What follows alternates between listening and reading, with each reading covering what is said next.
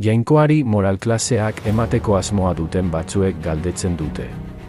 Nola igor dezake halako jainko maitagarri batek norbait infernura?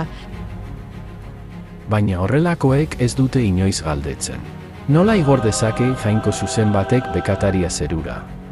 Jainkoa maitasuna da neurri mugagabean, eta bera ere justizia da, proportzio berean. Infernua saiesteko eta zeruan leku bat ziurtatzeko asmoz soilik eskatzen badugu barkamena. Juez on bati esatea bezala da. Epaile jauna, mesedez izan usteldu eta barkatu nire krimenak eta askatu nazazu. Guztiok dugu ordaintzeko prezioa, ez beste gizaki baten aurka bekatu egin izanagatik, unibertso osoaren jabe eta sortzailea den jainkoaren aurka baizik. Imagina dezagun horrek dakarren zigorra. Eta jainkoak bere maitasun infinituan barkatu nahi zaituen arren. Ezin du huts egin justizia perfektua.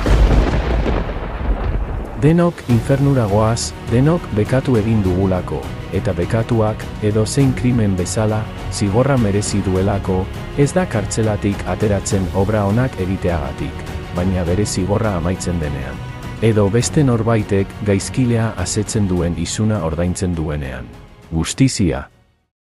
Eta hau da, Jesusek oso osorik ordaindu zituen munduko bekatuak gurutzean hil eta 3. egunean piztuz, zuk, fedez, onartzen baduzu zure bekatuak eskatzen zuen prezioa, betierekoa den, Jesusek ordaindu zuela.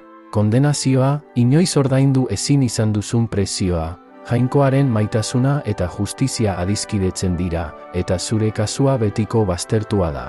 Aske zara eta jainkoaren graziaz salbatua zara.